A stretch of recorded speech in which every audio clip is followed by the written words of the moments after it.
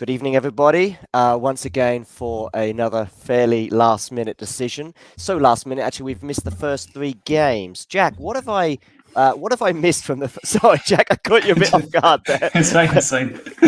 I was just checking my mic. Don't worry, John. Yeah, go on. What were you about to say? What have you missed? I Yeah, what have think I missed in the first three games?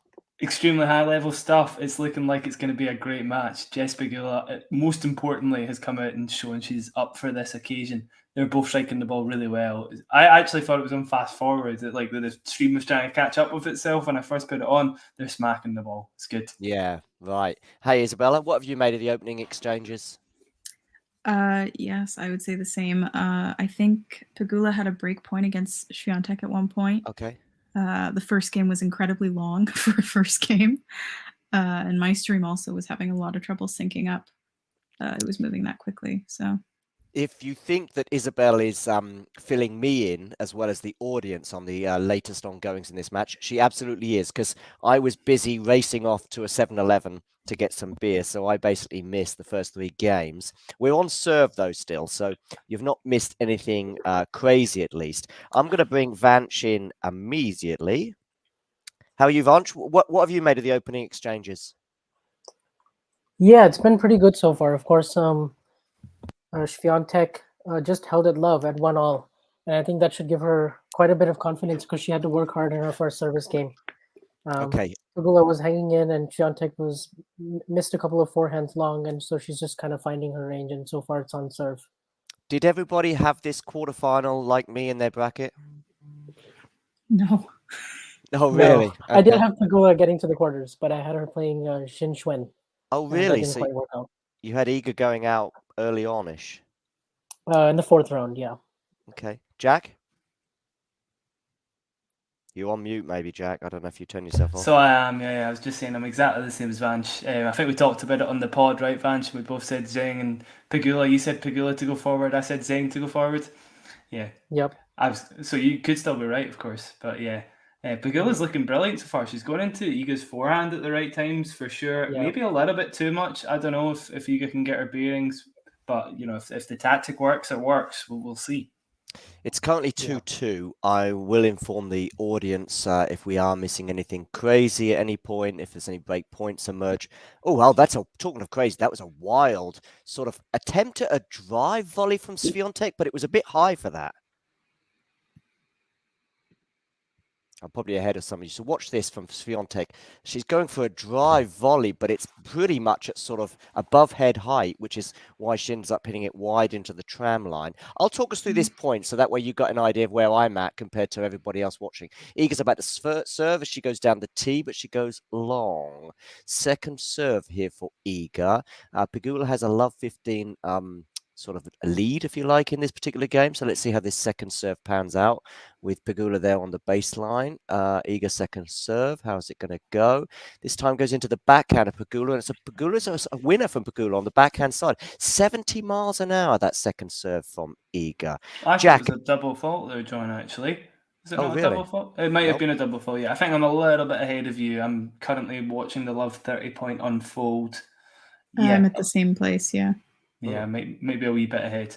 As Pegula goes wide with a backhand. Just addressing it, by the way, I've got a hot water bottle, so if I press it to my face and stuff, don't be alarmed. I'm just very achy from my wisdom tooth coming out the other day. So but that was sort of 5 or 6 days ago, so there's still some after effects on that one. Yeah, it's flaring up again. So if I put it to my face, just ignore me. I'm just mending myself, basically.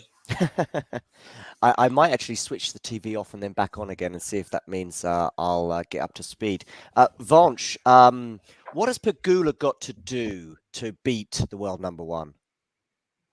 I think she's got to serve well, first and foremost. She's got to make sure. I looked at some of her serving numbers, actually studied that a little bit before we got on here. She's been serving a lot of, on the ad side, she's been going down the tee really nicely. And so far, Swiatek, in the first couple of matches, have struggled with that return, especially against Niemeyer. And I think that's a good play to go really hard into Swiatek's forehand, and especially if she's got a high first serve percentage, I think that's going to really help her, especially if she can hold relatively easy, which so far she has.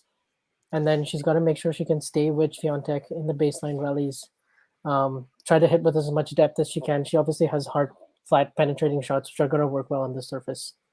Yeah. So Isabel, what about Pegula under pressure, home crowd, New York, blah, blah, blah? Is that going to affect her at all? I don't, I actually don't know a lot about Pegula's game. I've really never watched her before. So I don't really know how she would respond to pressure. If I had to guess, just based on the other Americans who have been playing in this tournament, I think it'll only give her more power, more edge, because the crowds have been so vicious towards non-American opponents. Okay, listen, Pegula's got a break point, but I'll come back to the home crowd in a second because I don't want a broader point on that, Isabel. But let me talk us through this break points. Swiatek about to serve, first serve. I know I'm a few seconds behind you guys, but she's got it in, which is important, of course. Forehand now from Iga to the forehand of Pegula. Back into the forehand of Pegula. She's got an opportunity. She's approaching the net, Pegula. She lets it go long because it is long. Pegula gets the break. Wow. So 3-2.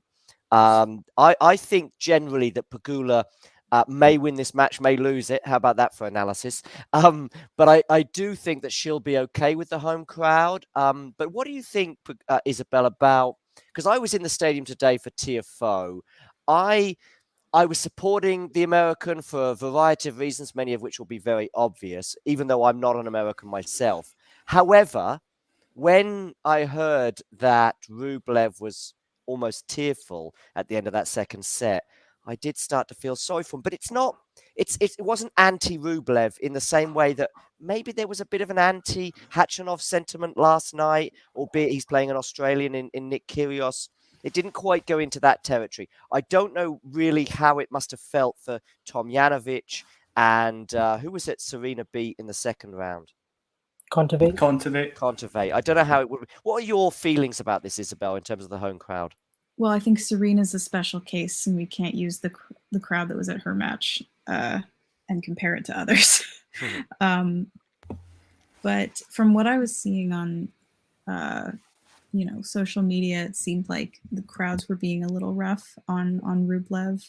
Okay. And I think in general, they just tend to, if an American is playing or if somebody that they really like is the favorite is playing, they tend to just cheer on a lot of mistakes, like double faults or some hitting the ball out or something, things that don't really deserve to be booed or some such and such thing. And I don't particularly appreciate the American crowd for doing that, because it just seems kind of unfair and unsportsmanlike. I did feel uncomfortable. I've just switched my TV on and off to see if that makes any difference. What a technician I am, hey? Imagine I come out and fix your TV and you say, John, can you help me? Yeah, I can help you do that. Let me just turn it off and on and see if that works. Anyway, that's a side note. Back to your point, though. Sorry, Isabel. It's a good point. And I did feel, but I don't think there was any malice in it. I want to, asterisk this, if you like.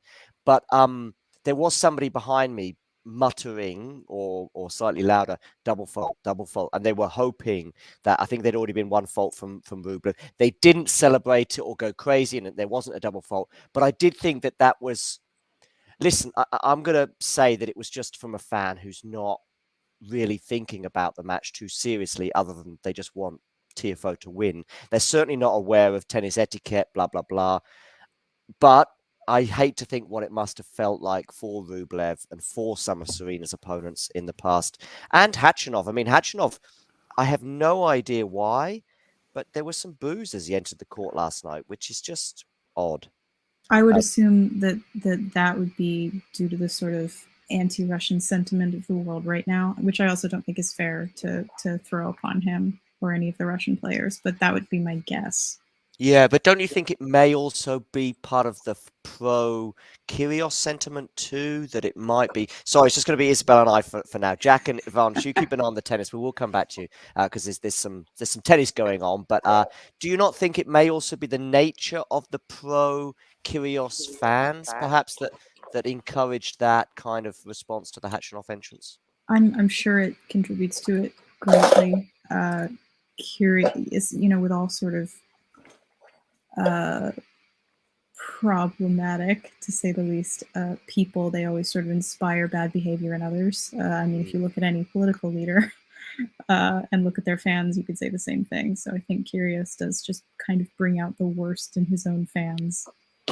I don't actually think. I think regarding Kyrgios's fandom, if you like, I don't think it's actually been as bad as it probably was in Australia. I know some people attending. I say no. I spoke to via messages to some of the people that attended his doubles matches in Australia, and that was sort of going over the line. Anyway, listen, Isabel, thank you for that. Let's get back to the match because Swiatek has a break point. Jack, do you want to talk us through this break point? I've just seen it, John, unfortunately. Okay. Just I'm a little bit ahead there. I can go back, though. I'll tell you exactly what happened. Pegula served into Swiatek's forehand, trying to rush the forehand. Went into Swiatek's forehand with her own forehand. Went cross-court back to Swiatek's forehand, but netted it. So obviously there's a lot of intent to rush the forehand.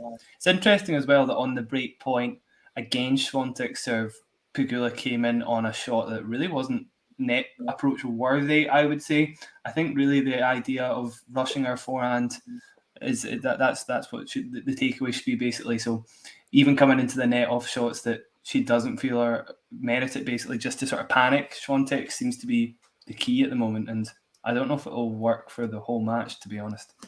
I do think that's quite an important moment, that to break back so soon. I mean, we saw last night Coco Gauff losing the 4 games. That's an excellent forehand on the line from Swiatek. So it's currently 3-all, 15 love to the pole. We did see last night Coco Gauff going sort of 4 love down. And in terms of the match, she never really quite recovered from that. Vonch, what's your thoughts on this match at the current state? Yeah, so right now, obviously they've both traded breaks. And it looks like Swiatek is getting a little bit better depth now. And she's hit 5 forehand winners to Pegula's 1. So it'll be interesting to see with Pegula trying to rush Swiatek's forehand, what adjustments she tries to make. And I'm interested to see how aggressive she's going to continue being with the forehand. Yeah, cool. Because she's obviously she's obviously not hit it particularly amazingly well, I would say, throughout the tournament. And now it's really going to come in handy for her if she has to win this match, because she does have, I think, the best forehand in women's tennis when it's on. Yeah, absolutely. And it was certainly on during the French Open and arguably the US, what do you call it, Sunshine Swing or Sunshine Double earlier in the season when, of course, she remained unbeaten. Okay, we've got a forehand exchange here at 30 love to Swiatek as she does that kind of inimitable crouch down as she gets down on the knees, which I can barely do myself in a bar, never mind on a tennis court, as she swings it into the net at 30-15 now. Hi, Florian, by the way. Florian and I actually know each other from Bonn. Blau-Weiß is the tennis club, and it's a tennis club where I've got a winning record against the young German. Anyway, we'll talk about that some other day. No one wants to hear about my winning record. Talking of winning records, of course, Swiatek, at least this year, has a winning record of 2 love in majors against Pegula.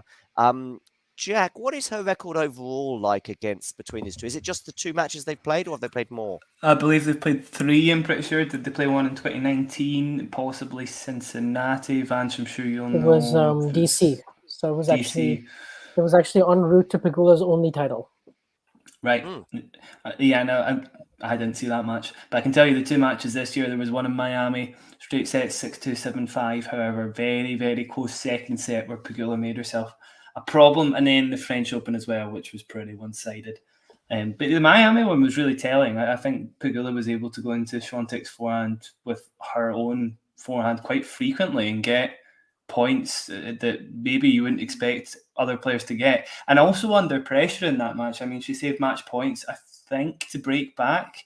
So Swiatek served for it before Pegula broke back, I think, to get to 5-all.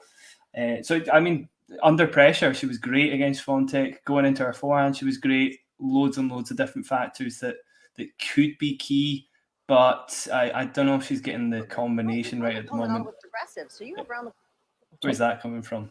I think it's sorry. It was just an ad on my computer, so I gotta. Yeah, no worries. mute Yeah. the audio. So I mean, I make Iga slight favourite, maybe 60-40 before this match, and probably would remain that way, particularly if she's got it back on serve. What were your feelings, Isabel, before this match started? Who did you think was the favourite or most likely to win? Iga, really, without a doubt. I mean, I'm impressed with the run that Pegula's had, and I think it'll be 3 sets. But yeah, I think Iga will be the winner by the end of it. What are we all drinking tonight, by the way? I've got myself a couple of beers. I'm on the Coors Light. Jack and Vonch I know are professionals. Isabel is basically the cleanest professional I know. So, what is that, Isabel? What? Is that Some- Coca-Cola? Some red wine? Oh, some red wine. Why not? Okay. Vonch, what are you on? I actually just finished a whole bowl of cantaloupe, so now I'm moving on to my Nice. to my water.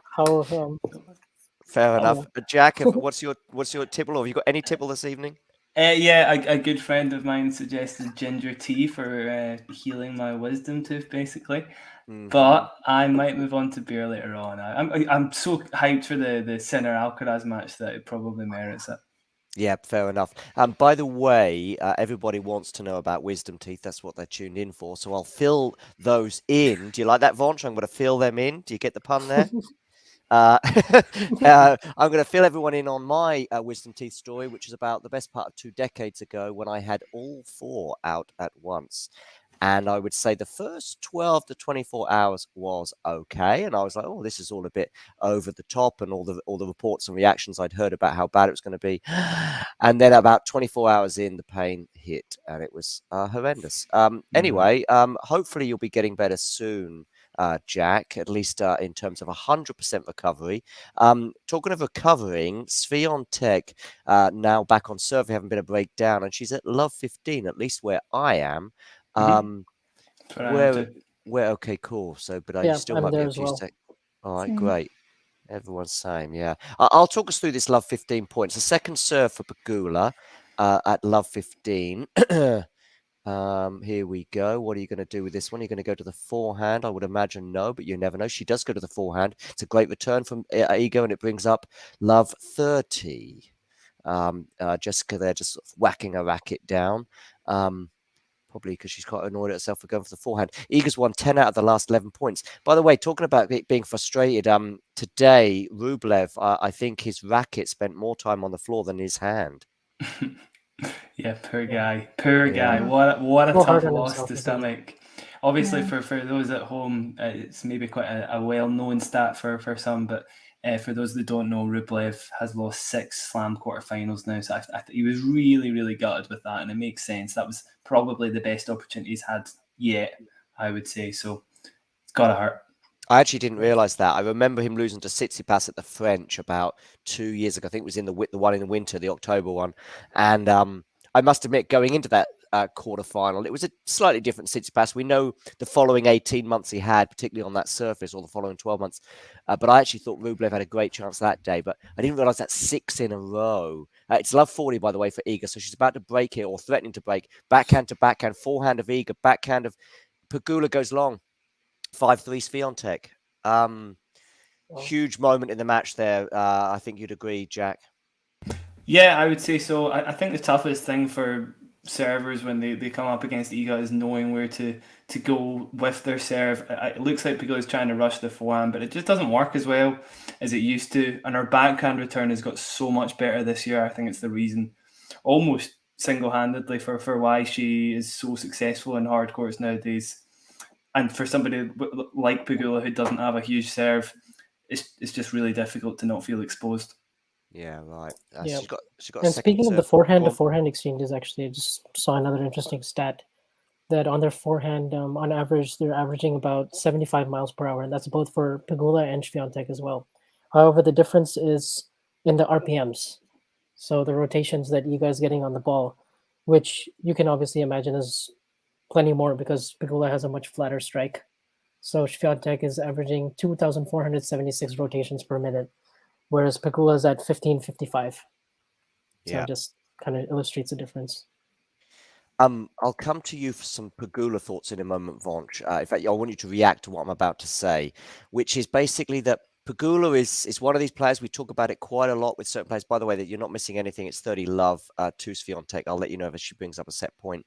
But Pegula is one of these players, a bit like, say, somebody like maybe Berrettini, although you could talk about his defeat yesterday to Casper Ruud, and there's a few others where they kind of just get to where you expect them to get, and she's consistent.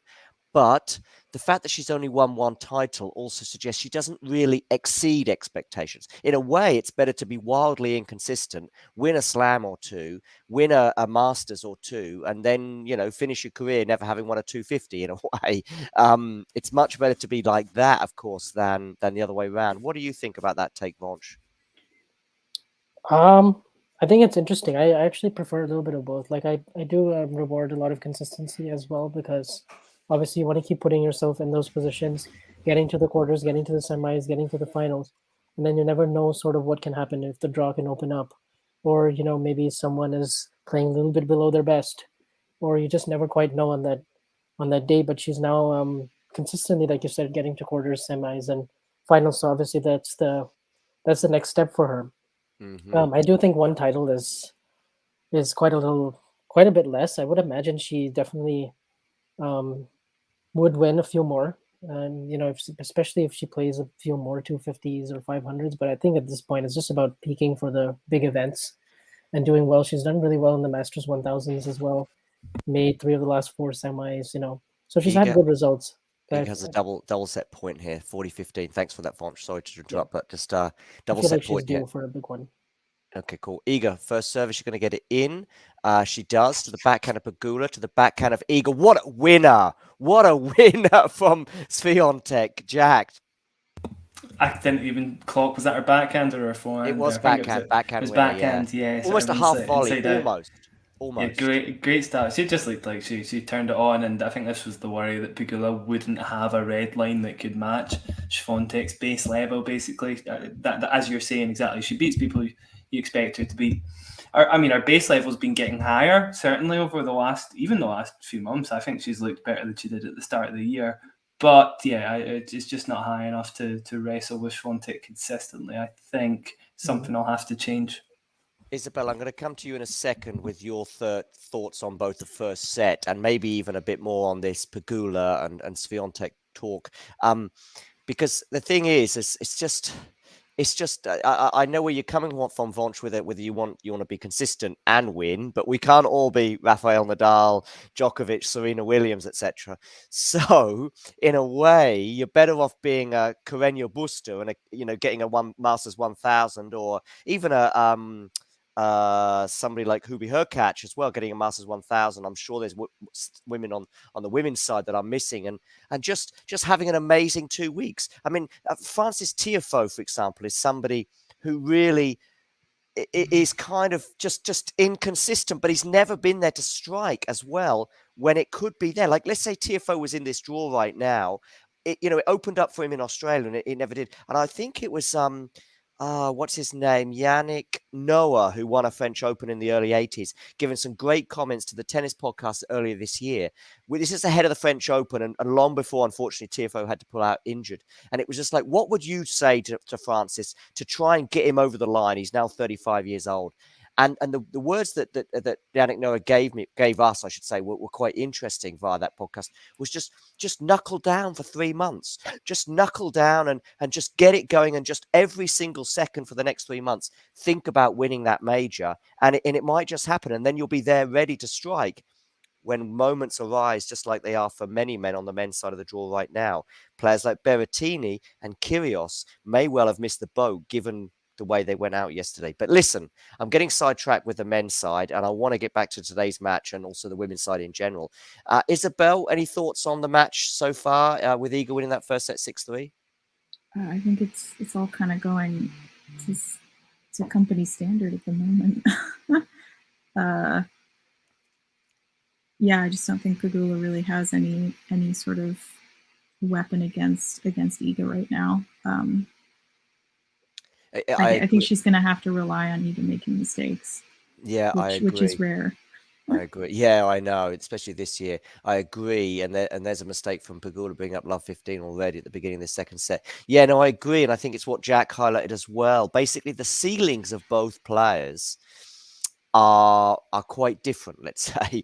The other problem is that maybe even Swiatek's lower level is probably around about Pegula's, at least what we've seen so far in their careers, let's say. I mean, there's nothing to say that Pegula can't raise her level at some point, and maybe even in the next half an hour to an hour, as we've seen from somebody like Caroline Garcia, for example, in the last couple of months. But anybody who was suggesting that Pegula would win this match would do so on the basis of hoping that Iga doesn't recover the form that she had, let's say, in the spring. Vanch, what are your thoughts at this point?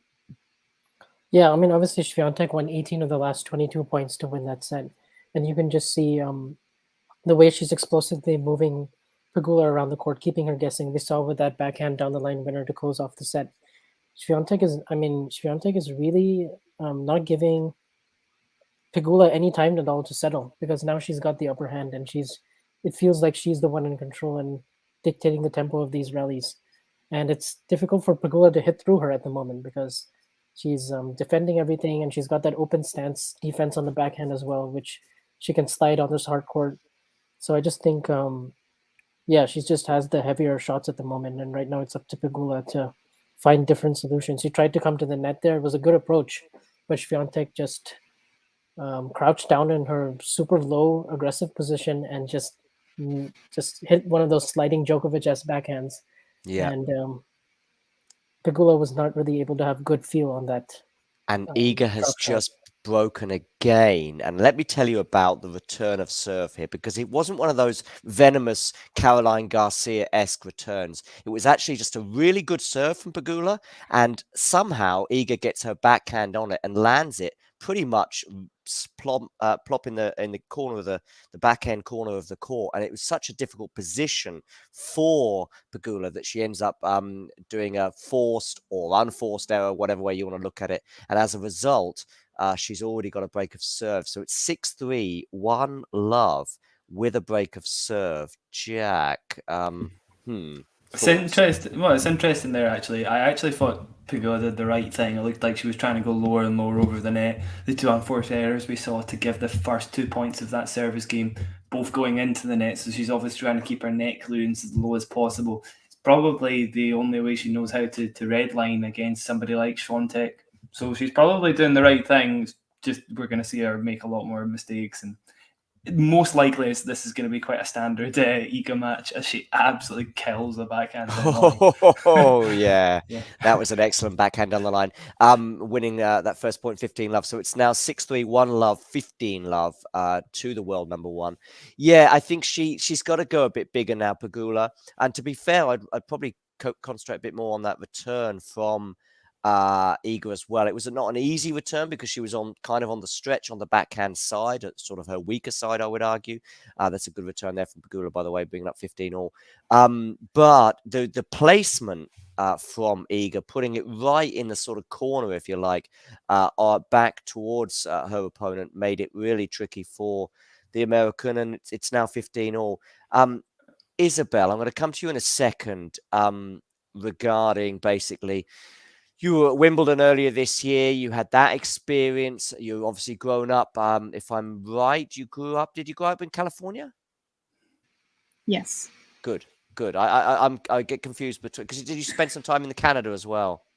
It's a bit complicated. Let's just say I'm from California. You're from California. Let's go with California for now, because we could go into a different podcast about Canada and the US. But you were at Wimbledon earlier this year. I'm someone who's always extolling the virtues of the US Open.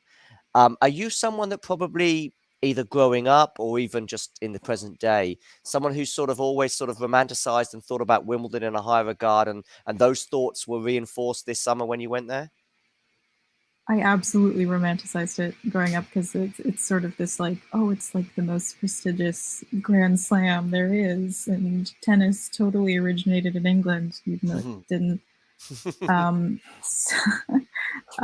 But it did always seem quite different from the other Grand Slams I was watching. The French and Wimbledon were always like the cooler looking ones. because they just look very unfamiliar since there are no grass or clay courts in Los Angeles, at least. I was asked, I was in Paris in 2021 and this year as well, but I was actually staying with a friend of mine in 2021. And he said to me, I remember this was on a platform somewhere in the middle of Paris. And he said, John, what's your favorite slam? You have the four, blah, blah, blah. And he was asking the question, expecting me to say Paris, but I said the US Open, and he was quite upset with me. I mean, he's a friend of mine, by the way. The upset was fairly short term, but it was genuine. He was upset with me, and I'm like, don't ask me if you're not prepared for all outcomes. I don't know. I just quite like the New York thing, and it's a bit of a journey, and it's a bit of a trip, and it's a bit exciting for that point of view coming from Europe. Swiatek here facing break point, so I'll talk us through this point. It's 1-love to the pole, but she's 30-40 here. Pegula trying to get back into this second set early on. Swiatek goes with the first serve. It's to the backhand. It's now on the backhand of both players. Actually, they go backhand to backhand. Backhand of Pegula now to the forehand of her opponent. Swiatek goes long. It's 1-all. Break back. Any different feelings now, having broken back there for Pegula, Vonch?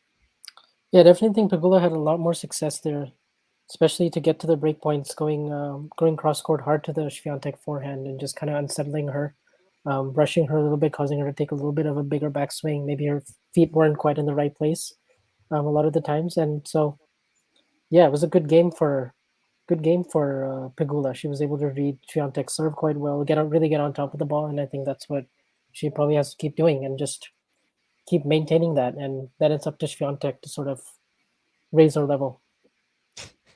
I'm just reading a tweet from Pavi G. It's just it's odd. Listen, anyway, I'll come back to that in a second potentially. If not, with everyone who's watching or who's actually with me on the stream can check it out at some point. Back to this match. 1-all. I was about to say something intelligent and insightful, but I got brought down a level or two by that tweet. Jack, it's 1-all. Pegula now sort of back on serve here. Are there shoots of optimism here for the American? It kind of feels. It doesn't feel like it's sustainable, to be honest. We've seen her make mistakes already, trying to go as hard as she can into the forehand, and the more she pushes that, the more I expect her to make unforced errors. That's kind of why we're seeing cheap points every so often from Pegula, and I just think there are going to be too many of them for her to win the match inevitably, as we're going love 30 as well. Obviously, Pegula won't have a chance every service game. Of Swiatek's, it kind of feels like the other way around for Swiatek. Neither of Pegula's serves really able to push Swiatek back reliably. So, yeah, particularly on the second serve, she's only won 2 out of 9 points, and Swiatek is really hurting her, especially because those are, pretty short and central right now, and Swiatek has all the time in the world. Vonch, if I was to say to you, listen, I've never seen Jessica Pegula play, what would you say are her strengths and weaknesses? How would you explain them to me and say what they are?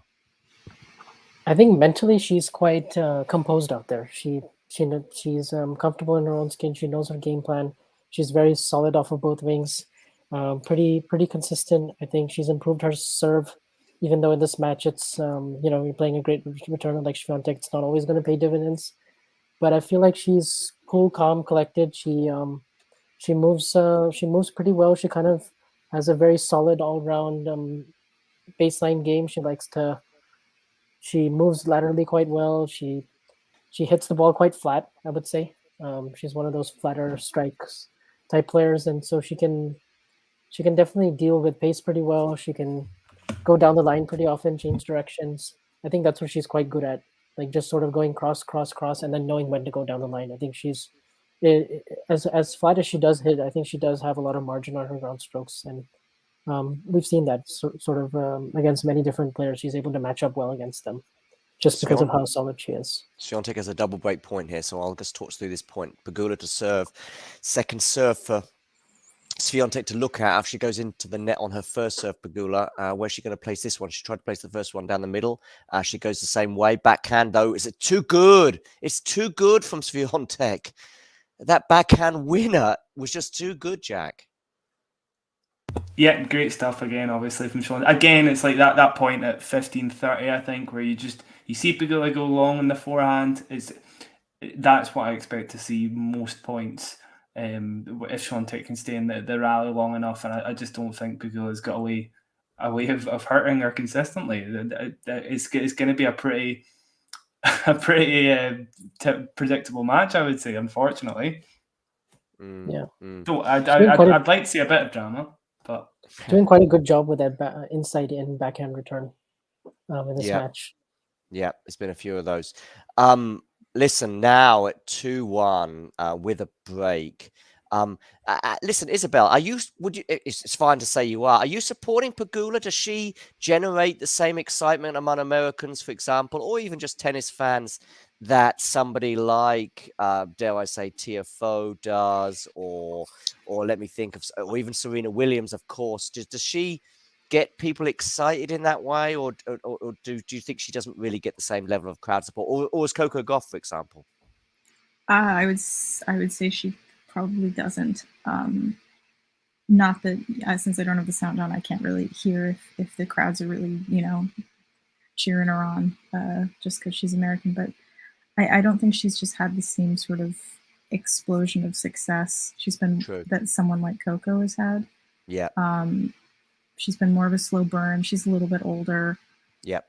I want to say that she played college tennis, but I could be mixing her up with Danielle Collins. Does anybody know where she's from specifically? She's from. What did you say, Jack? Sorry. Nothing in chat. I can't remember. No, I thought you said America. She's from New York. She's from New York. Wow. She's from New York. Yeah. Wow. I mean, yeah, rings a bell. Our dad owns the. Yeah, he does. Oh, it's Buffalo. It's only Buffalo. It's Buffalo Bills. It's the Buffalo Bills. So yeah, which are now based in New York. Yeah. Which I think with some of the reason that like someone like Coco Gauff has definitely gotten more attention is because she's a teenager, for one thing, and I think she emulates a lot of the sort of Venus and Serena era that has come to an end. And that's why people have really latched onto her. She's obviously like deserving of all that praise and such, but it definitely is not similar in a lot of the other American players on the female side. She's definitely no not one the player really talks about her. Jessica Pegula is not the player you think of when people ask, who's the number one American on the WTA right now. I think most people would probably say Gauff or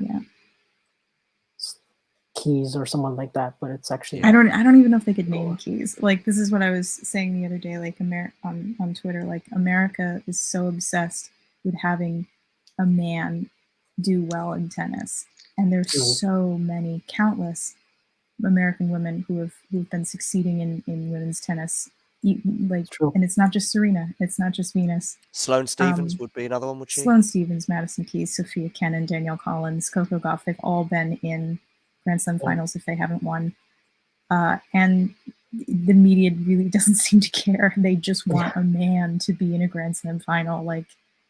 All well and good, fine. We haven't had a huge, influx of them in a while. But it's I would immediately go and just be like, oh, it's just another example of passive aggressive sexism in the sport of tennis. But it's quite odd.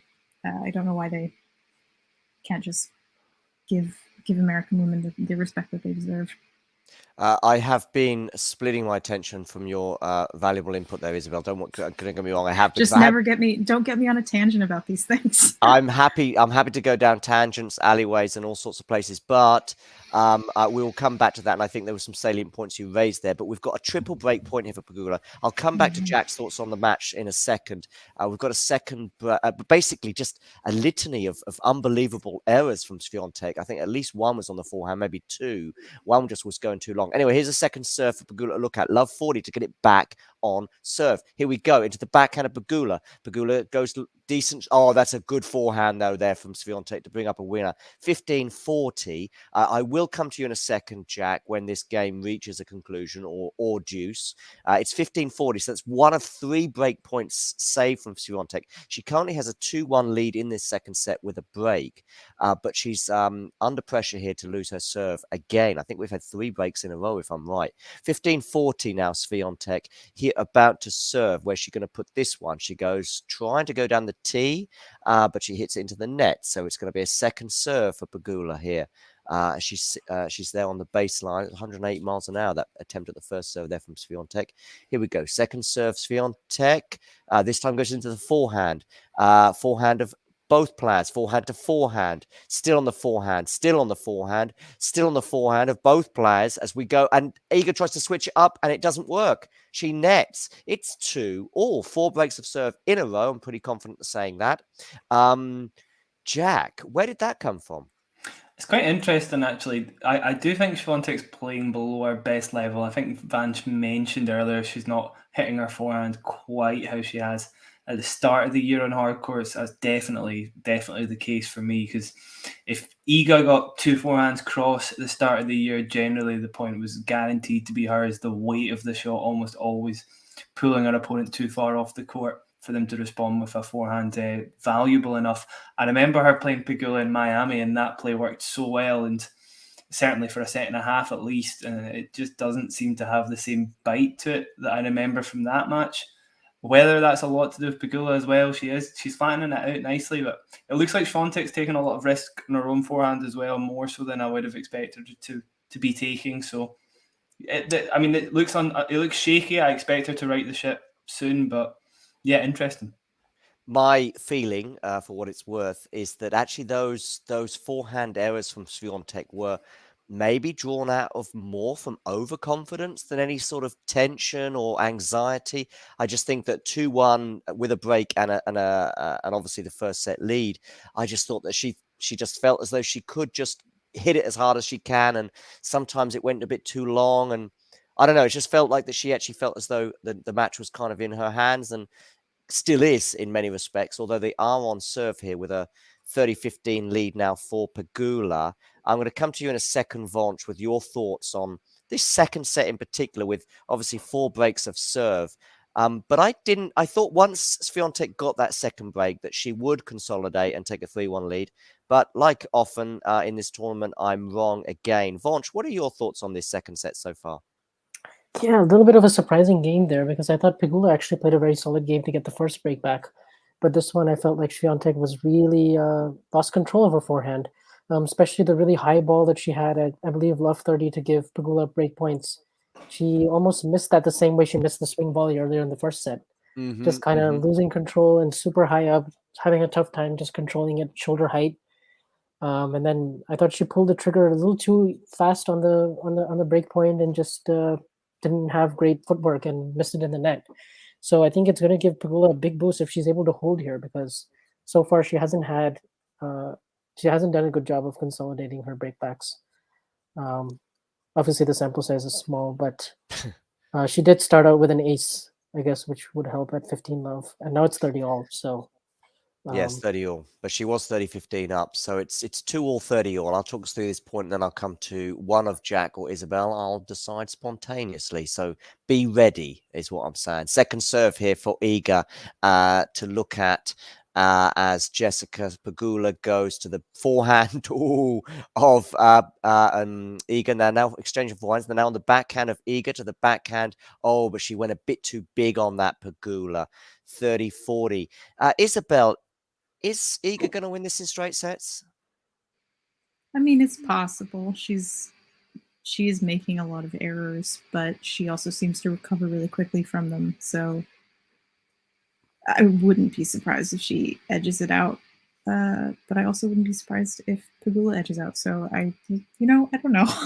That's anything good. could happen. That's what we're here for. Okay, here we go. Breakpoint Pegula now to get the... Oh, she's got it. She's got it. Is that? Oh no, sorry. What am I talking about? Get back with it, Johnny boy.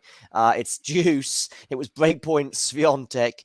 She didn't get it. She went long. Swiatek there. So Good Swiatek backhand down the line from Jessie. was a good backhand from Jessica down the line that basically forced the error from Swiatek, as Swiatek was threatening to break serve for the 5th time in a row. I mean, 5th time between both players. It's now Deuce though. Pegula on serve here. Deuce 2-all.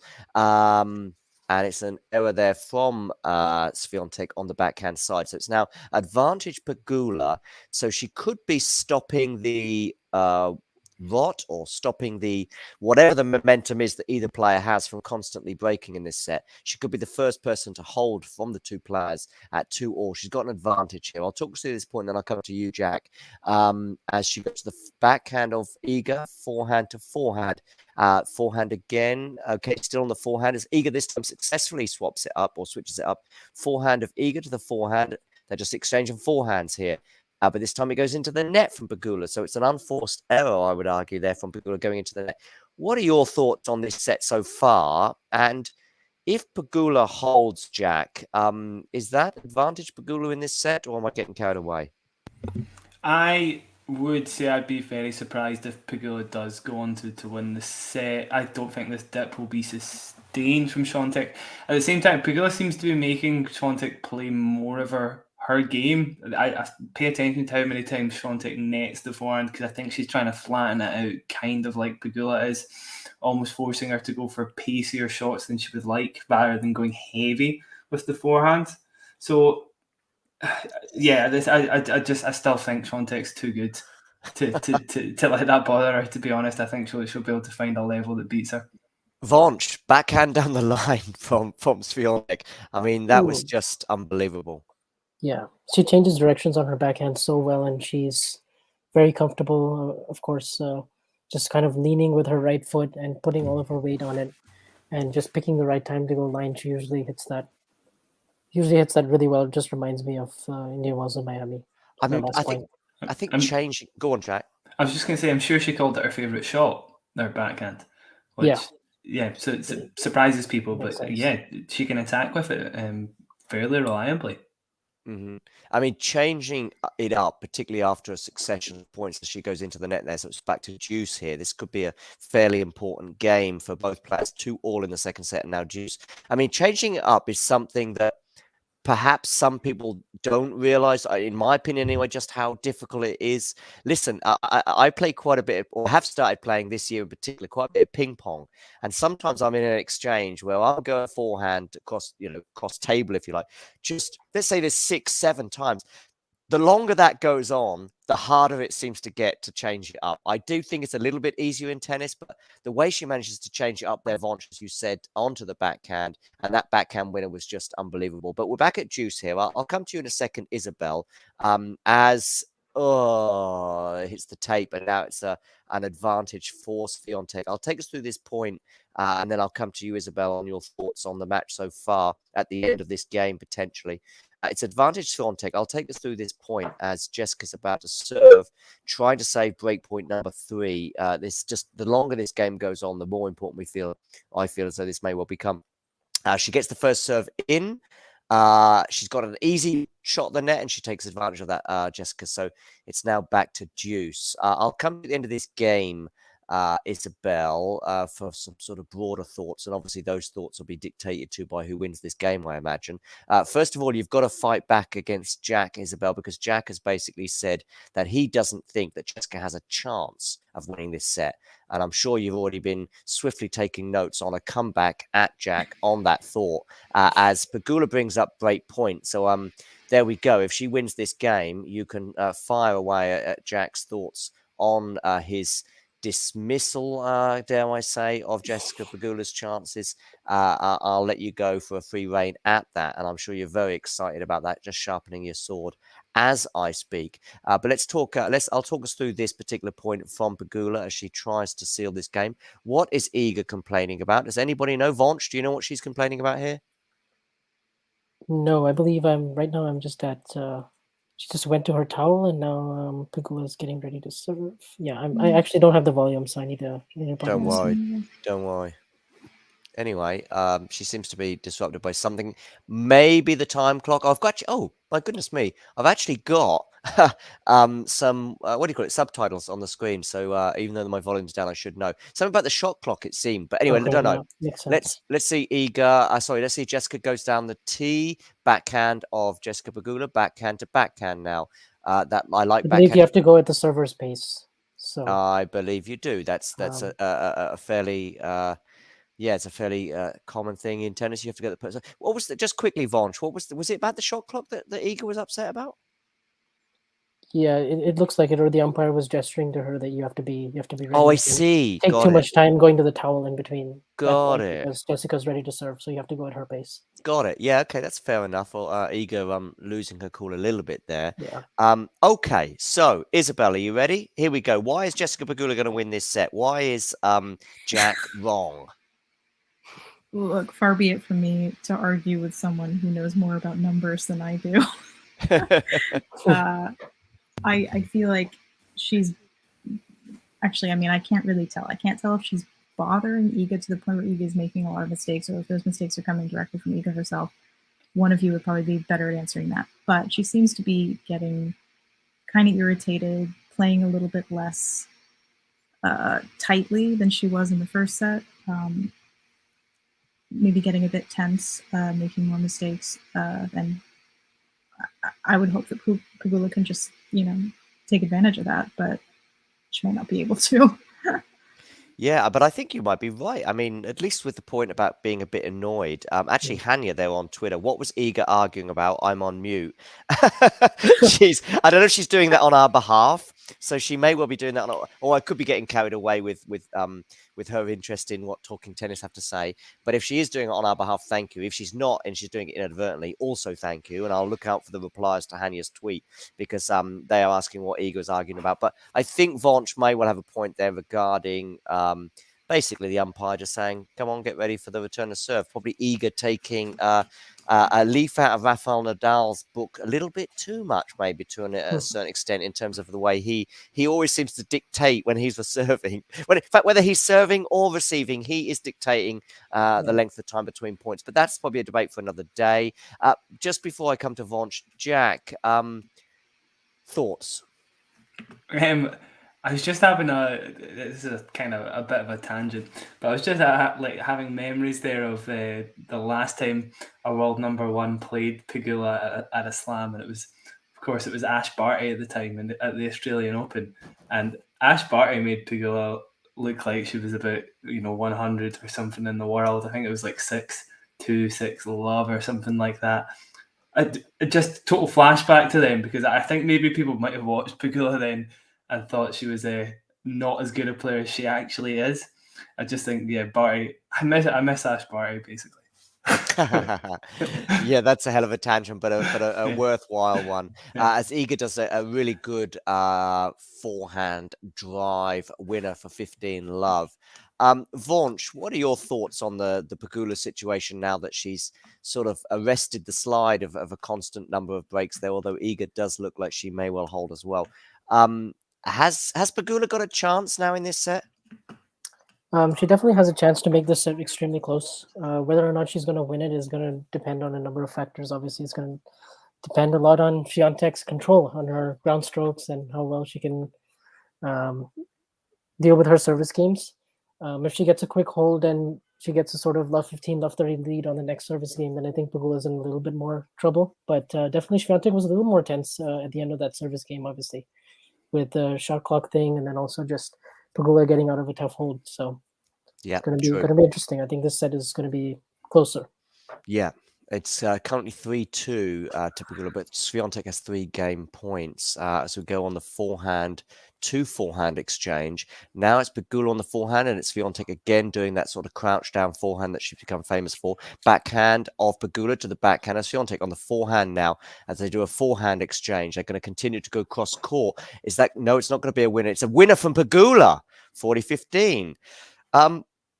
Jack, if Swiatek does go on to win this match, and it's a long way from that right now, she would be in a semi-final against Sabalenka, I believe.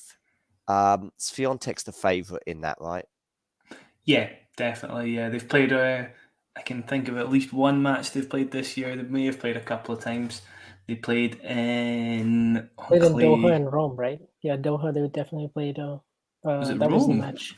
Rome, of course, Yeah. would have been on clay, and is that Sabalenka's sort of weaker surface? I guess so. Do you know where else they Yeah. played? They played indoors, right? They played in In Doha, yeah. no, indoors, No. indoors. Okay, indoors. Yeah.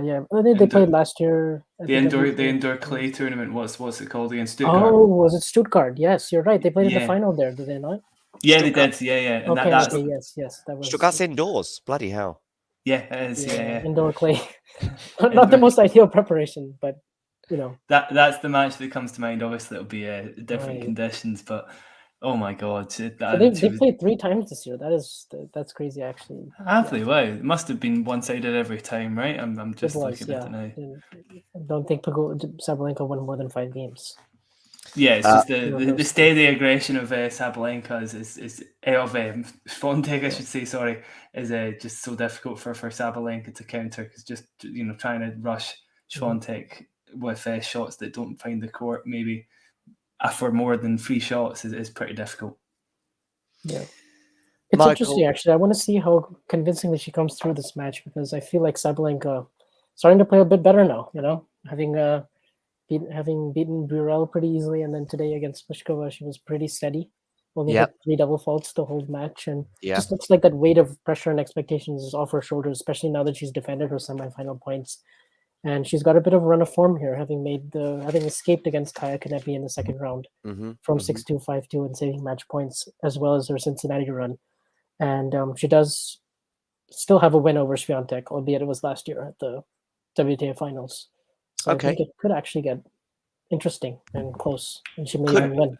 I do feel like Guadalajara was like the craziest conditions for Swiatek to deal with, though, in a way. I suppose if you're going to hit it big and be aggressive like Sabalenka, then you really can rush Swiatek. So I would give credit to the conditions there in some ways, and I feel like it's not going to play out that way. Probably is my gut feeling. That was a pretty big factor in that match, definitely.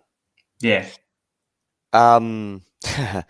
Sorry, just got distracted there. Yeah, what was I going to say? Oh, yeah, back to Sabalenka, Pliskova, and Swiatek. I'm going to bring them all 3 together in a way. That match today, I thought Pliskova was very flat in the first set.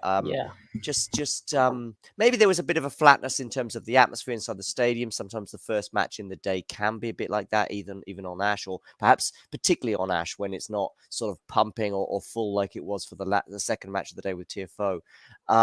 Just to better get back to this match. Actually, I will expand on that as we are edging potentially towards a Swiatek Sabalenka semi-final, because Swiatek has a triple break point now. It's 3-all. There's been a bunch of breaks of serve. We've had 2 holds, but now it's love 40 Pegula for potentially a break of serve here for Swiatek. So I'll talk us through this point. Here we go. Pegula tosses it up, and she goes to the backhand of her opponent. Now it's forehand to forehand. Has she gone long? She has. Pegula goes long, and she whacks the ball into the crowd in frustration. That was a game to love there from Swiatek. 4-3 now she leads in this second set. So she's a set and a break up. Jack, it's a long way back now for the American, right? Yeah. As I was thinking as well, just too much to sustain for Pegula. Also, like Swiatek took a little bit off her shots. I don't know. I don't know why she felt like she had to sort of meet Pegula's raised level basically for a while, which is fair enough because Pegula was really, really blasting the ball for quite a bit there. But I'm kind of glad she took a bit off, because honestly, I feel like she'll be able to outlast Pegula just playing basic Swiatek stuff is basically all I mean. Yeah. 4-3 now she leads, so she's got a break of serve. She's 4-3 up now, and obviously about to serve to go for a 5-3 lead if she can hold to consolidate that break. Yeah, so back to this sort of Sabalenka Pliskova match, but then also a potential semi-final. I think I agree with Vanch what you were saying there about Sabalenka seemingly a bit more relaxed in a way. She will go into that semi-final as the underdog, maybe it's a bit of an exaggeration, but she's certainly not the favorite. And I thought she was very impressive today. I think she's been very impressive really since that sort of come from behind win against Kai Kanepi there. I think that was a big moment for her in what's been a pretty tricky year.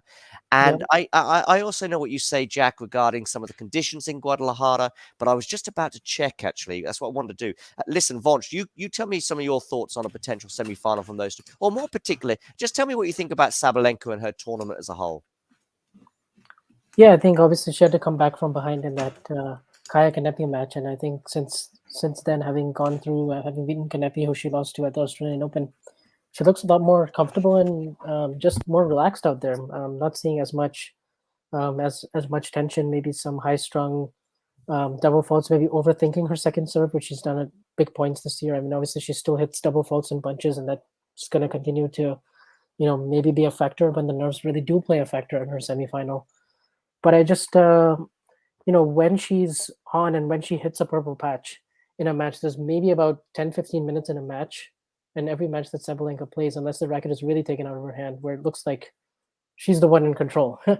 She's the one sort of, the racket is she's the one in control of the rallies, and she's the one that's obviously with her when she's making her first serves, then she has really good first strike tennis. And I think on these quick courts, if she's able to produce that level consistently, it's going to be a handful for anyone. In her on-court interview afterwards, as the double fault goes in from Swiatek, it's almost just a question of whether or not she can sustain it for a long enough period, and so far that hasn't really been the case in major semifinals she's played. Swiatek drawing on her inner Sabalenka Australian Open 2022 there with a double fault. She brings up 3 double faults in the match. I'll come to you in a moment, Isabel. What your thoughts are on the women's tournament as a whole so far, actually, as well as the 2 semi-finals that we may well potentially have on the horizon as Swiatek goes long there, 15:30. If we get a break point, I will jump back to the match. But yeah, Isabel, I'd like to know what you think about. Are you a fan of Sabalenka? Is she someone that you want to desperately see her matches, or are you sort of maybe less excited by her for one reason or another? I'm indifferent on Sabalenka. I don't actively seek out her matches. I didn't watch today. I kind of knew it would be easy for her to get past Pliskova, but I'm not a fan of her either. If she wins the tournament, then so be it. Good for her. I think it would be an amazing turnaround in a way for where she was in Australia with all those. It's going to be a double break point now for Pegula. Wow, there's just I think there's been about 5 breaks of serve in this set so far with 2 holds, potentially going to be 6 here for Pegula. It's a nice drop shot, really. Let me just have a look at the replay to see if Iga could have done much better. Maybe not. It was a bit difficult for her on the stretch as she hits the tape. Jack, I'm going to come to you in a second, potentially if there was a break of serve here, and then we'll try and finish the Sabalenka discussion that's been going on for what feels like about 20 minutes. Here we go. Now, Iga is about to serve. She goes long with the first serve. I'll come to you in a second, Jack. 15:40 now as Pegula wants to try and break again to make it 4-all. 15:40 here anyway for Swiatek. Second serve just over the net. That one, good forehand return there from Pegula as she goes to the backhand of Iga, to the backhand slice there. Oh, that's a good shot there from Iga, but that's a good defensive. No, it's not. It's too long. 30-40. Yeah. Go on, Jack. Thoughts? Don't slice against Iga. Don't slice against Rafa. They're the same person, obviously. What was it again? It was like Nadal and Catalan is Swiatek in Polish. I'm pretty sure it's pretty it's very crazy stuff. I can't remember if it's exactly that. But yeah, don't slice against Iga. She's really, really great at dealing with it. So that was probably the wrong defensive play there. A shame, maybe an opportunity missed. 30-40. Yeah, sometimes with those kind of shots, though, you do sort of go towards the instinct, and maybe there's a tactic that you have broadly in the match, which is basically don't slice against Iga, but maybe there's sort of instinct. Unless you're Ash Party. Yeah, unless you're Ash Party. Yeah. But I think sometimes with those shots, instinct can take over. Anyway, forehand, she switches up now to the backhand of Jessica Pegula into the net there, Iga. and it's a break of serve for all. Tell you Boy. what, Pegula is hanging in there or fighting back constantly. Every time they exchange breaks, or they seem to exchange all the time with one break of serve each or one hold of serve each. And there's now been 6 breaks of serve in this set alone. Jack. I'm sorry. I'm going to round off my Sabalenka thoughts, if that's okay, just because I've got the stat in front of me now. The 2 matches Swiatek's played in her career where she's had the worst first serve return rate were her losses to Sabalenka and Zachary at those Guadalajara finals. Sorry, I should say on a hard court. And it's just the ability basically to deliver a first serve at altitude and rush Swiatek that probably hurt her the most in those 2 matches. It's not something I feel like will be as relevant at the US Open. I suppose, it's still quite quick, but Guadalajara really was an exception to normal conditions. That was played on a big elevation. Yeah, it's like over 1,000 meters maybe, or possibly close to that. So yeah, it's really high up. When you say, Jack, that they were sort of unusual conditions, I'd like you to expand a bit, because I barely watched that tournament. It was like, well, I watched bits of it, but it was on at an awkward time of the year, actually, in a way for me. So you said it was 1,000 meters above sea level. Was it a quick court? Was it because when you say the conditions, my initial thought was, it was just like really hot and I don't know whether it was dry or humid. But maybe you were talking about court speed as well, were you? No, just altitude. So it's 1,500 meters Guadalajara sits at, and it basically makes the ball very, very quick. It will go through the court very, very quickly, and also topspin won't be as relevant a factor, because if there's less air for the ball to cling to, it won't come down as quickly as if the air was more dense, basically. Got it. Well, as a result of my thoughts on the conditions, I did just check out the weather for the next day or two, and apparently it's going to be sunny and dry tomorrow, because it's been a pretty, I'm trying to put this into the right words, it's been a very cloudy, sort of muggy couple of days since I arrived in New York. They did close the roof for part of some of the matches today, also I think maybe for the did they do it for the entirety of the TFO match? I guess. Did they have the same rule? I mean, I was there in the stadium, but I wasn't really looking up that often, because actually, funnily enough, inside the stadium didn't feel much different to outside. It was so sort of cloudy and muggy. I guess they have this. Is it a widespread rule? Once they close the roof, they have to keep it closed, Vanch? Actually, not completely sure, but it would make I sense. know at Wimbledon that's the rule, but it was, in my opinion, it's a bizarre rule, and I think it's the same at the French Open, that once they close the roof, they have to keep it closed for the rest of the match, and it's just an odd rule, and it may well be widespread. But anyway, from tomorrow onwards, I think it's going to be pretty much sunny and dry for the rest of the tournament. Not searingly hot either, so it's sort of mid 20s. It seems like. As they bring up the shot clock with Pegula's serve here, perhaps in reference to something that occurred earlier on in the match. Anyway, it's 4-all, 30-all. Pegula to serve. She goes to the forehand of Iga, to the forehand of Pegula. Backhand to backhand. Back to the forehand now of Iga. On the forehand of Jessica Pegula, they go backhand. Forehand to forehand. They go across. But Iga switches it up. It's now backhand to the forehand, to the backhand, to the backhand. That's exactly what you want to hear, of course, as a live commentary. This is turning into a pretty good rally, actually, although no huge amounts of risk from either player. Although, as I say that, Jessica Pegula takes a risk. Is it enough to help win the point? She's dropped over the net. Is it good enough? It is good enough to win the point, at least. Ultimately, it was an error there. That was a particularly interesting exchange there, Jack.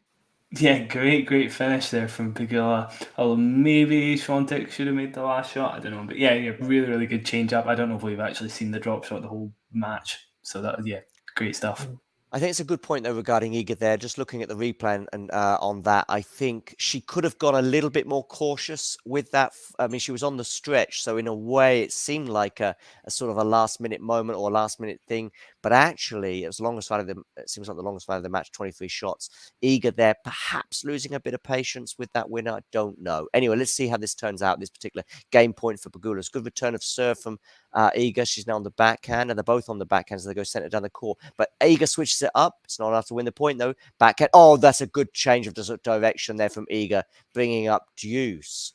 So the score is currently 6-3, having won the first set for Iga, 4-all and deuce.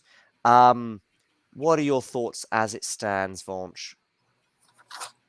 Yeah, that was a good point there from Swiatek, changing directions as well. And Now it's back to deuce. So obviously this is a really key juncture in the match. If Pegula doesn't hold, then Swiatek is serving for this. So Pegula will need to, maybe get a good first serve in. Yeah, right. Isabel, I see you are now off the wine, and I believe you're onto the water. Using this cup first serve. It may have been a bad idea to drink wine at nearly 2 o'clock in the morning. So Very, very responsible. That's a very responsible reaction. Oh, is that a double fault? You might be ahead of me. I'm not. yeah, Sure. I think it was. Yeah, Yeah, it was. Yeah. Sorry, you were. Yeah, it's a double fault. So it's a break point for Swiatek, a mini match point, although that could be an exaggeration, bearing in mind how many breaks of serve there have been in this set as they go forehand to the Pegula back. has to make her first serve. She's Yep. only won 3 points on her second the whole match. Oh Yeah. my Oh, goodness. wow. That's a huge percentage there of non-victories on the first serve or non-successes on the second serve for Pegula. And it's not quite a winner there from Swiatek. She's in no man's land. She starts to go back to the court. She's got a net cord and she's won the point. Oh, boy. Oh, boy. That was very, very lucky there, Isabel, there for Swiatek to win that point with that net cord, which basically just plopped over the net and was. I'm just seeing it Yeah. now. Oh my god. Oh, Yeah, so actually, I'm wow. now for some reason ahead of you. I think I'm ahead of all of you. Oh, you're ahead of So I'm all of just me. not saying anything. Don't worry. So that was an unbelievable net cord there, Isabel. And now Swiatek will serve for the match. Mm-hmm. For place in her second straight hardcore major semi. Who's that for? Sorry, is that for Iga? Yeah. Yeah, because she was in the semi-final in Australia. Oh, that must be heartbreaking for Jessica, Isabel. Yeah, I can imagine. Yeah. Well, I can't really. I've never been in her position, but yeah. You've never been in a semi-final of a Grand Slam, Isabel? What? What? I can't even serve a tennis ball, so let's not even go there. I guess Vonch is the best player amongst us, bearing in mind he took 4 games off somebody who was in the second round at this tournament. That's true. Oh yeah. maybe Jack's the second best. No idea. Jack, are you any good with the tennis racket? I believe you play at least. I coach as well, but I'm not great though. Isabel, what are your credentials in terms of tennis playing? I took lessons and went to some camps until I was about 13, and then it was clear I wasn't going to get any taller, so I quit. So she quits at 13. You quit at the top. Okay, fair enough. In terms of me, I always, and it's always difficult to assess yourself, but I always say if you're good, you'll beat me. So Vonch will beat me. If you're not good, then you won't. And I know it sounds a bit weird or a bit boring. Insightful. Yeah, it's about as good as I can. I don't know if maybe I'm the Berrettini or the Pegula of amateur tennis, if you like, in that I'm a bit of a gatekeeper of are you a good tennis player or not? And if you beat me, that means you are, and if you don't, that means you're not. Andy Roddick there has had a long day because he was at the TFO match earlier. I bailed out. But not just bailed out because I mean I guess Roddick gets free tickets. I don't. That's a bit of an injustice, isn't it? I mean Roddick doesn't need free tickets. Oh yeah, he only won the tournament. Yeah, big deal. Yeah, true, Isabel. Yeah, so I guess in terms of the credentials, he's ahead of you and I, Isabel, on a tennis court. So perhaps that does earn him free tickets. But hey, listen, I think maybe he should pay a couple of $100 for a ticket and you and I should get free tickets. Anyway, there we go. Roddick is there. 15 love Swiatek. I'll come to some broader thoughts from you both all of you in a second as we go for 15 love here. So she's 3 points from victory here, Iga, for a straight sets win in this semi-final. As they go backhand to backhand. Backhand there. Is that going to be a winner? It is. And a nice winner there from Pegula, Jack. From Pegula? Is it not 15 loves? Is it 15 loves? 15 all. I'm quite a bit behind now. I feel like my video Jack, I overtook you. I overtook you at some point because I vaguely remember you being slightly ahead. But Jack, maybe you had is it a metaphor or something else? I'm not sure. But Jack was basically won the first set, but I think I'm already back at 1 set all, and I'm a break up in the third in terms of coming from behind, in terms of the streams that we currently have.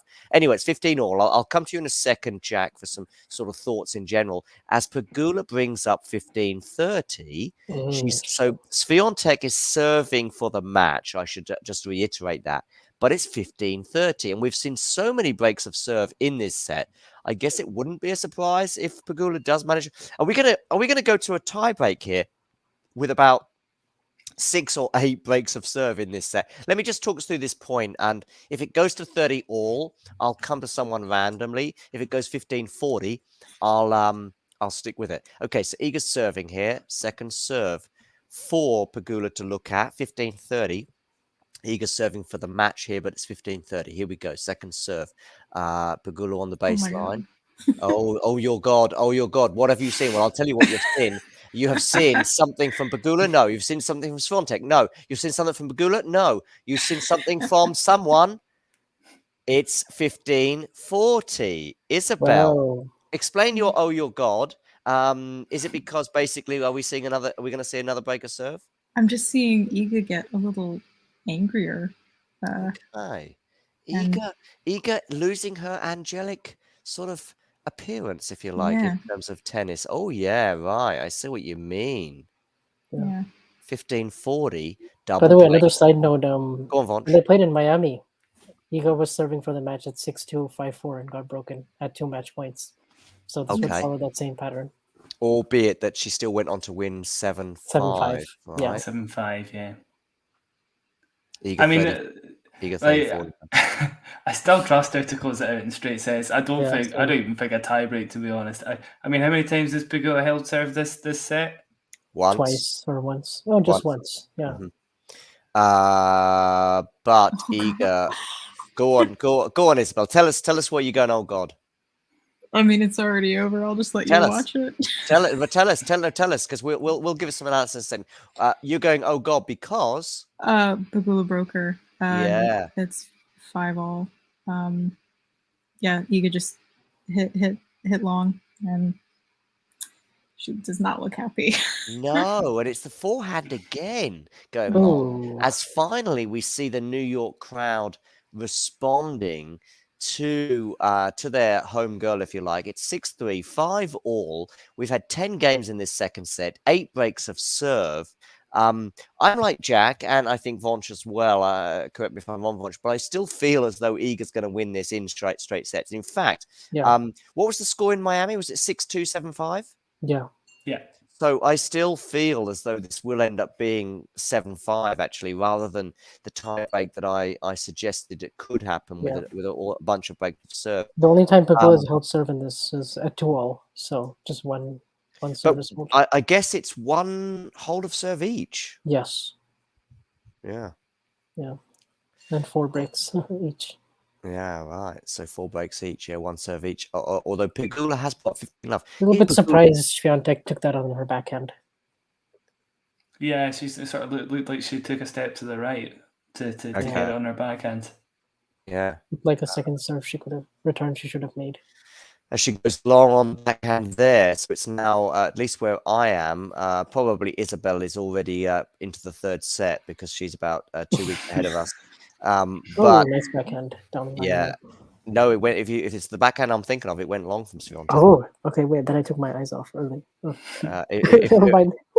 30 love for Pegula. Yeah, 30 love from Pegula. So it's 6-3 first set Swiatek. So 1 love lead. You don't really need to know how many games it was, but Swiatek leads 1 love. But it's actually on serve. But it feels like the most weirdest of expressions to say during this set. I should really say it's on breaks. Although feels Pegula like Pegula does not want Alcaraz Sinner to start.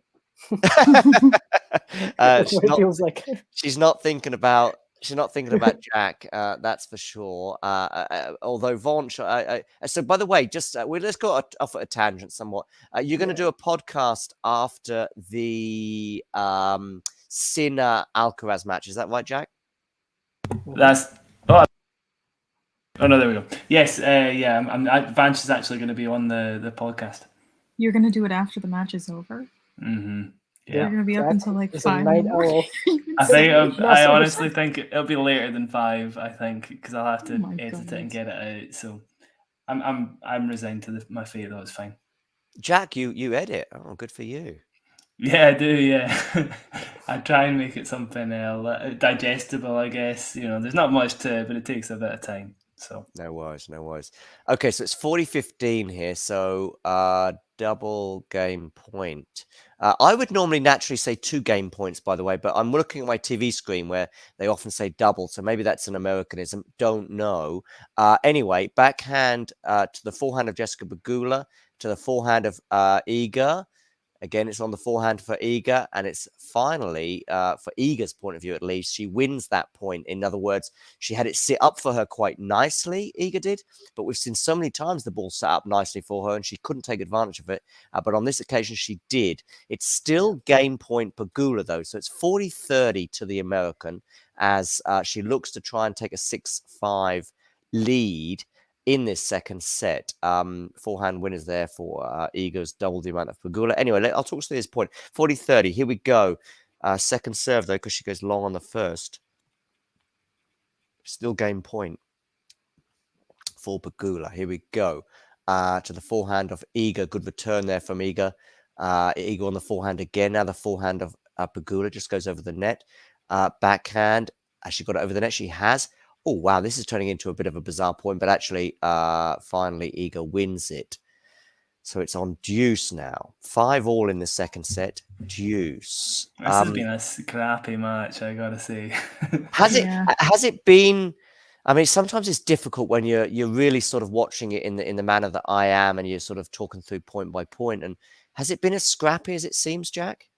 I feel like normally we see Iga hold her serve a lot more easily than what we've seen tonight. I'd love to see where she's placing the serve because I almost feel like there's no serve advantage at the moment, which isn't like her. She's made improvements to her serve this year. Her second serve, I guess, it's not. It's getting neutralized by Pegula at least. It's not getting attacked by her, but yeah, she's not really getting any serve advantage. It's break point now, Iga Swiatek, 5-all. Every time she breaks it, sort of in the business end of this set, I keep thinking that's going to be a decisive break, but it hasn't been in the past. I'll talk us through this point, and then I'll come to you, Isabel. Okay, so it's advantage Swiatek. Swiatek is going to get... Oh, no. I was going to say she's got a second serve to look at because I was so convinced that was out, but it must have just clipped the line. So it's now deuce, 5-all. I'll come to you at the end of this game, Isabel, for some thoughts on depending on where we're at. Could, of course, be 6-5 to Swiatek and she's 7 for the match once more. Or the pressure could be back on the pole. We'll see how it turns out. It's deuce at the moment. Forehand of Pegula goes to the backhand, goes to the forehand of Pegula, back forehand to forehand. Now it's the backhand to backhand exchange. It's interesting to think about who has the stronger backhand between the two, because actually Iga's done pretty well on that today. Anyway, forehand of Iga. Forehand again. She comes into the net, and she does so with great purpose. It's now an advantage for Iga Swiatek. Break point number 2. Just give me a very quick 15, 20 seconds. Who has the better backhand, Iga or Pegula, Vonch? I would still say Swiatek in most conditions. I think it's just heavier. It's got more pace, and it's it's pretty effective at changing directions as well, and she uses it nicely. Not bad for sort of weakness, if you like. I'm sort of saying the word weakness with that emphasis intentionally to suggest it's not. Okay, double fault there from Pegula means break again. Swiatek, 6-5. She's going to serve for the match for a second time. We've had 11 games and I believe 9 breaks of serve. Isabel now is off the wine and on the water. She's going to give us some much clearer thoughts on how... Makes me sound like I'm like a lush or something. Sorry. Isabel, is Iga now going to finally close out this match? Yeah, I think so. I think losing that game is going to be kind of a hit to Pegula's confidence, and yeah, I think it's over at this point, especially since she's serving for it. Interestingly, I think I agree, Isabel. I think if I think she will serve it out now, despite all the evidence from the previous sort of 11 games suggesting otherwise. But if it went to a tie break, I may reevaluate my thoughts on this set, which really they shouldn't be. But I just feel as though if she was to break again, maybe the tie break would pan out differently. But who knows? Jack, give me your thoughts as Iga tries to serve out this match once again. I am closing my browser and reopening it so that I can actually catch up in the match. My streamer just went totally haywire, so I could barely see what was going on, John. However, Jack. yes, I will also. I've done it now. I'm back in the Okay. room. I'm here. My thoughts are that I actually don't know if this is going to go to a tiebreak or not. It still could. the way that Swiatek's playing, I've no clue. As I say, exactly, the serve isn't really giving her much of an advantage. So if she hits one unreturnable serve, then she's locked in. We've got Ghost on board now as well. Any quick thoughts from you, Vonch, on before this game, sort of? No, I think I agree with Jack. It's been kind of scrappy from both. It hasn't been great quality tennis overall. It's been kind of just neither player really able to consolidate their advantage. Usually, I would have thought Swiatek would have found a way through by now, but I guess what's important is now she was able to break from 40 love up. That is, Swiatek was able to break with Pegula serving at 5-all 40 love. So I think that she should have it now, having tried to serve out for the match once. I think she'll feel good, especially if she goes up 15 love, 30 love. I think Pegula will. I still think she'll win this set, but like Jack said, like I just don't know because I thought she would win it earlier too, and it didn't happen. Yeah, no, but it's 15 love at the moment for Iga, so let's just see how this point pans out. Backhand to backhand, backhand to backhand as they exchange backhands here. Backhand to backhand. Still Iga insisting on. Oh, that's a good change up though there from Pegula. 15 all. Somebody had to blink first, and it was Pegula, and it was the right decision to blink first because she ended up pulling up a nice backhand winner down the line. Jack, you reacted to that. Yeah, great backhand. She also survived a few slices in the sort of early stages of that rally there. I feel like Swiatek maybe could have rolled the aggressive backhand in off the short ball a little bit better than she did. Possibly nerves. Yeah, I wouldn't be surprised at this point that she would be feeling a little bit nervy. So great from Pegula though. Good to see Ghost and Michael having a quick chat there in the private chat. And hello to Michael, by the way. I think, Michael, you're off to the men's semi-finals. I'm off to the women's, so I think we may well be like pissed. Little Freudian slip there, for ladies and gentlemen. I was going to say ships, but I think I said it the wrong way around. Passing in the night. Nice of Jack to chuckle at my Freudian error there. Okay, 30-15 here. So 15-30, sorry. Pegula now threatening to break serve again, and Iga goes wide. It's 15-40. What is this? Is just a weird set of tennis. Every serve's coming back. To be fair, as I say, I mean, it's not been a good serving day at all for her. She just feels like she needs to do more. I need to see something cheap and easy for her in this point, I think. Otherwise, I'm not feeling confident going into the tiebreak. Isabel, you may be a few seconds ahead of us. We are at 15-40. Where are you at? I'm at 15. I'm mid-rally, 15-40. Okay. So I'm hoping for a reaction from you as and when this mid-rally or rally ends. I mean, I can keep it to myself if you... No, go on. Share it with us. I think it's still going then. Guessing that's a tiebreak. Yeah, we're going to a tiebreak. Okay, Wow. I'm currently seeing the 15-40 now, but let's. Yeah, I'm seeing this lengthy rally. I mean, this is a great point. To be fair, that was great. Yeah, seriously good point. I was just gonna say, we saw there, like, I mean, Swiatek absolutely rattled some forehands cross court, and Pegula still able to scrap her way back into the point without giving her an advantage in the next shot.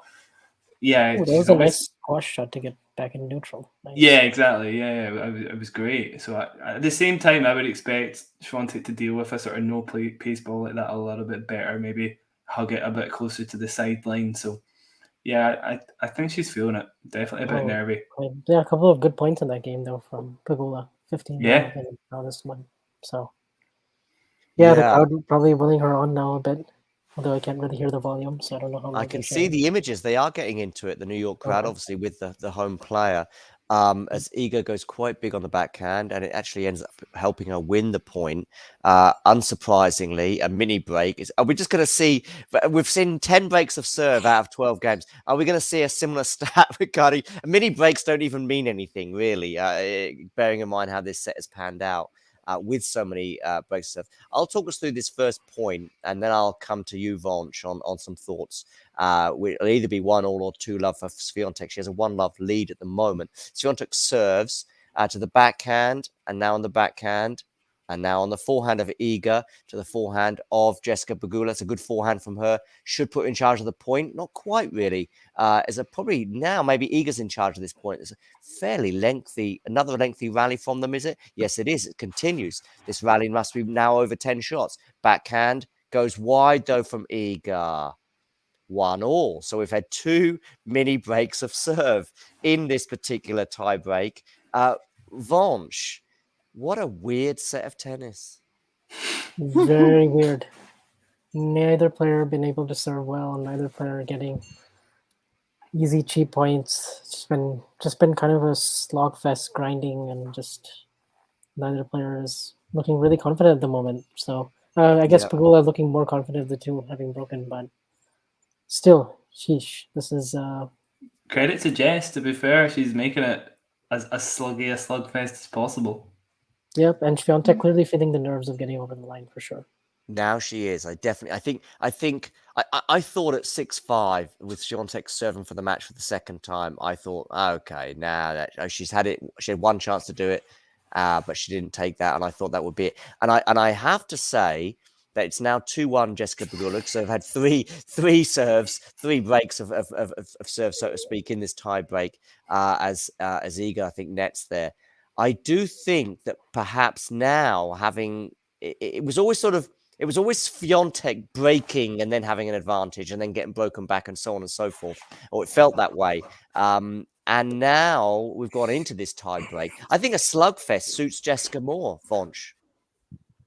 Yeah, at this stage, I would probably agree. I mean, I'm not saying the match as a whole, and maybe even I'll be wrong on the tie break, but certainly, listen, slugfest, I think, as it goes 2-2, so all 4 points have gone against serve. I think that suits the American a bit more. I just do. And listen, Swiatek may well end up winning this tie break, and I'm sure she'll be relieved to emerge from this match. In fact, I think Swiatek probably just wants this match to get over and done with, but that's not what Jessica Pegula wants. I'll come to you in a second, Isabel. Anyway, here we go. Jessica Pegula goes to the forehand of Swiatek, to the forehand. Backhand now of Swiatek. Drives her opponent out wide. She's got an open court, and open court was an exaggeration, but she certainly put that away with some venom there, Swiatek, as she now has a 3-2 advantage. And, calling it advantage, all 5 points have gone against serve, just matching the set as it is.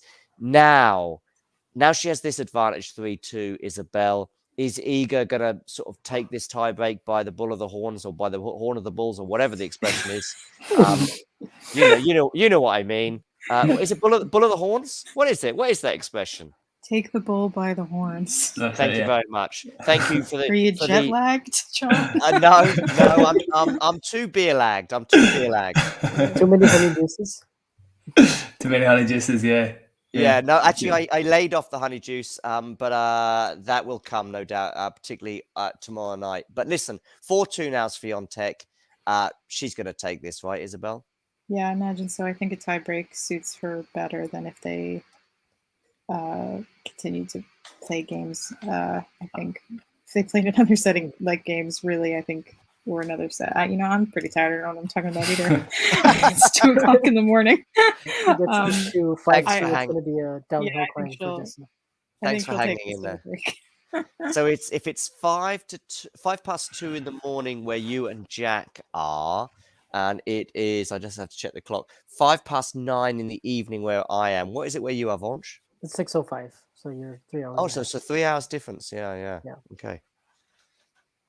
as a beer number 3 emerges from the fridge below. It really is below. It's great. I've actually got my laptop on top of the fridge. That should help keep things from overheating. Anyway, here we go. Forehand to forehand. Iga Swiatek with a 4-2 lead, but she hits it wide into the tram line. 4-3 now, or 3-4. So they are actually back on serve, so to speak. Jack. I really want the tiebreak to end with 12 points played and 10 mini breaks of serve. I think, Vance, that would be a nice little dichotomy between the set and the tiebreak. I think that you would definitely have enjoyed posting to Twitter. That's all I'm hoping for at this point. That's the silver lining we can hope for in this mess. Honestly, I'm just hoping to say, see, I got another one right. Ooh, that's all I'm waiting to do. It's a good backhand winner there, though, from Swiatek. Yeah. What would that even be, like 2 out of 10? Hey, 3 for 3 today. Oh, okay. Have you three all been not to Flushing Meadow, but have any of you three been to New York? Yes. Yeah. Yes. I've been twice. Oh, well, look at you, Jack. Mm-hmm. Oh. First time though, I was 9 months old. So. Oh, you can't. I was about to go. Oh, Jack. So tell me about your first time in New York. I went witness at my mum and dad's wedding. To be fair, you are a witness at your mum and dad's wedding at 9 months old. No, not the witness, but yes, a witness. Did you have to sign something? I mean, that would have been interesting. I think there was somebody else there to do that, fortunately. But I saw it and don't really remember it. Can Swiatek sign off this match, though? That's the question.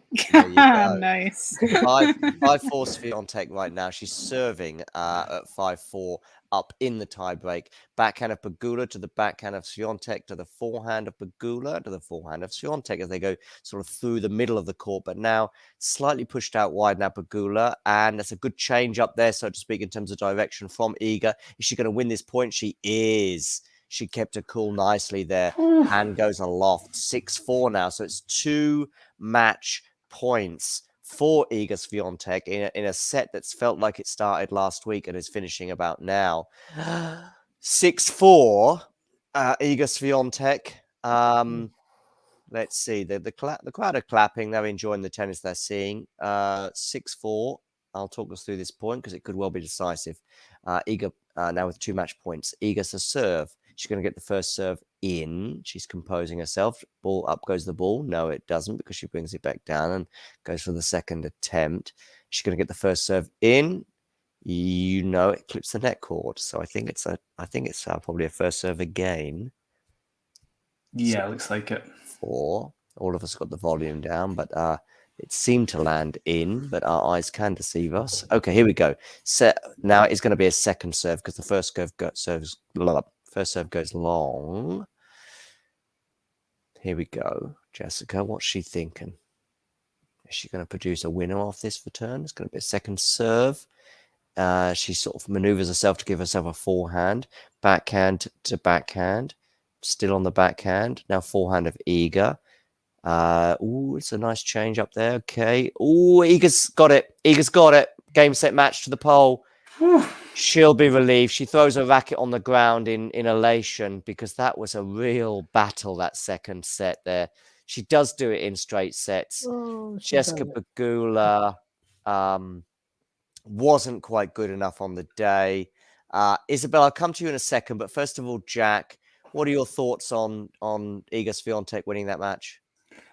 I think watching that match, okay, so her matchup with Sabalenka is a decent one. That sort of level, if Caroline Garcia made the final, I don't think we'd cut it, to be honest. And I think Garcia would win. Yeah, I know what you're thinking. I tell you what, I'm just going to come to you first, Vonch. Then I want to get a thought from you on Isabel on the 2 semi-finals. Those 2 semi-finals, obviously, are Sabalenka against Swiatek and Caroline Garcia against a tennis player. Who is she playing? On Jabeur. Jabeur. Oh my goodness me, Hanya will be killing me for forgetting that. I'll come to you in a second, Isabel, on those 2 semi-finals. But first of all, Vonch, Pegula, we see her heading down the tunnel there. Obviously, so many breaks of serve. Was she quite good enough on the day? Probably not. Yeah, I would say probably not. Just not quite good enough. I didn't think she served well enough. I thought at 5-all, that was her big opportunity. I think had she held for 6-5, I think that's kind of the moment that I would point to. 5-love, 40, 5-all, 40-love. But Oh, regardless, okay. it always felt like she was second best in this match, to be honest. So Yeah, fair enough. But I actually had that moment had slipped past me in a way. I mean, that is huge. 5-all, 40-love, and yet still to lose her serve from that point. Yeah, maybe she'll be thinking about that later on. So that is Iga Swiatek's fourth major semi-final of her career. I guess she got to the semi-final in Australia, and then obviously today as well, so to speak. And with a couple of French Open wins, that's her quartet of major semi-finals. So Iga will play Sabalenka in one semi-final. Isabel, what are your thoughts on that match? I think Iga will probably take that over Sabalenka. But I think it'll be good. It'd probably go to 3 sets, but I think at the end of the day, Iga is the stronger player and the most consistent. Do you think that obviously Sabalenka winning in straight sets today, Sabalenka maybe having a little bit less pressure, and Iga's performance today, particularly in that second set, might give the Belarusian Sabalenka some hope? Maybe some, yeah. But I think she struggles more with nerves, tends to double fault in the big moments, gets much more emotional on court, which I think makes her play a bit worse. And I think Iga will reset after this match and be a bit stronger in her coming semifinal.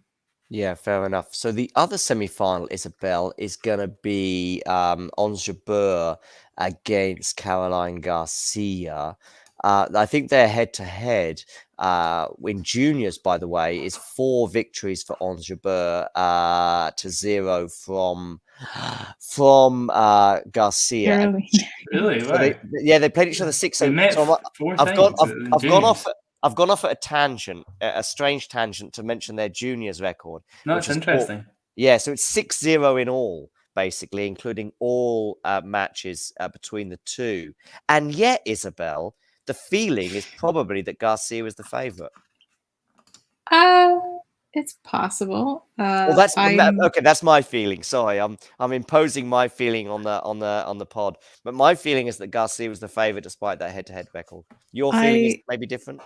I mean, I don't think I could pick a favorite or a winner, really. I think I'm going to be pulling for Garcia. She played so well against Goff, and I just really like her, and I want her to win. But they've both played really excellent tournaments. I don't know that, I mean, correct me if I'm wrong, I don't know that either of them have dropped a set. Jabeur has, yeah. She Jabeur dropped has. the set Shelby to Rogers. Shelby Rogers. Shelby, right? But that's it, I think. So that's it amongst the yeah. So I think they've had pretty good runs up till now. So I think it'll be the better match compared to the other semi. Has Iga dropped a set, by the way? I don't think she has she? Yeah, she dropped she a did. set. Oh, of course, to Neymar. Neymar. Yeah, of course, yeah. But she sort of ran away with that in the end. Yeah, I'm sort of edging towards the likelihood of a Garcia Swiatek final. Yeah, I'd say so. Yeah, so. that's what I have as well. I see the Jabeur Garcia match sort of playing out like Rybakina, just in the way that Rybakina was able to just totally overpower Jabeur. She can be overpowered. That's the thing. Like she's got a decent game, but if you meet somebody who's playing like Garcia, then I don't think she'll have the game to keep up. Of the 4 semi-finalists, it's only really Iga, though, that I'm not saying that I'm predicting Iga to win the tournament, because I think actually there's an argument to be made about probably all 3 of the other players. But it's probably Iga who I would probably trust most in terms of nerve management, occasion management. I mean, she's obviously made a semi-final already in Australia, and she's obviously made, she won the French Open twice. My thoughts on Garcia are that she's in an incredible moment, but it has been 10 years of. I mean, is she 29, Jack? Caroline Garcia might be Oh, younger. maybe Younger younger. than that, right? Sorry, 28? so is it Ons Jabeur who's 29? On Jabeur, sorry. No, she's 27. I think she's the same age as me, I'm pretty sure. Garcia's 27. She's So I'm 28. getting mixed up. Garcia's 28. Jabeur's 27, sorry, is what I was saying. Okay, Jabeur's 27, Garcia's 28. Is that right, Isabel? Yeah. Okay, fine. I got there in the end. We'll all be a year older by the time I get there. But anyway, No, 28. yeah. But Yeah. so they're kind of, they're both at that age, really. And I know some of you obviously thinking about bed or even perhaps the Carlos Alcaraz Sinner match. But before I finish that, they're both there or there, but neither have obviously won a major. Garcia, I think she's never even been at a semi-final before. Am I right, Jack? Yeah, she's never been in a semi-final. Yeah. So anyway, back to my initial thoughts, and we all know about the Sabalenka points. Sabalenka's never been in a final of a major either. She's been in semi-finals before, but never been in a final. So there's sort of some new-ish territory for all those three players. There's some, if not new territory, none of them have won a major. None of them have been there, seen there, and done it. And so I'm just not sure about those three players. And even Garcia, that rich vein of form. If she gets in a slugfest, if you like, can she prevail? Well, we know that Iga can. She did it today in particular. So that would be my thoughts on the 4 semi-finalists. That's not to say that one of the other three can't win it, but Iga has been there, seen it, and won the t-shirt. Vonch, what are your thoughts on the 2 semi-finals? Yeah, I think it's an interesting one because Garcia, obviously, the way she's playing right now, taking apart opponents, especially the way she took out Goff, and just looks unstoppable. Like the way she's returning, the way she's sort of playing this fearless style of tennis, just completely taking the racket out of your hand. Like really good at the net from all her double success with Mladenovic. Good at setting up short balls and just so incisive and serving much better than I've ever seen her. Like you can't really read her toss or her motion, and where it's going. You kind of have to do guesswork if you're the opponent. She's able to pick apart. If you have a weaker side, she's able to pick that apart as well. With the Goff forehand, she was able to do yesterday. It's just, I really feel like Jabeur can really get overpowered, especially in her service games. And Garcia, she's hitting it so deep as well, and just feels like she's just so reliable at the moment, having won 31 over her last 35 matches. It's kind of hard to pick against her, which is crazy. This is a completely different Garcia than I've ever seen before.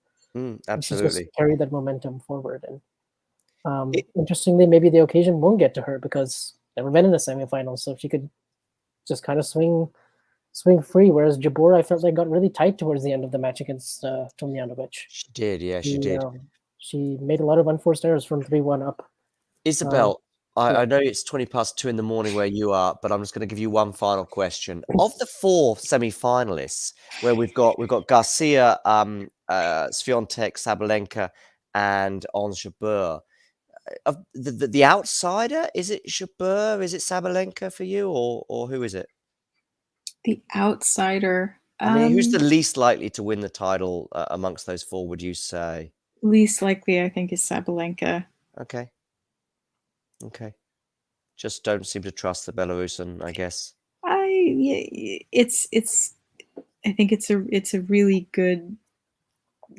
We've got 4 really incredible players. You could make a very strong argument for every single one of them, and you could make an argument for all of them to lose as well. So it's tricky, yeah. Pick one.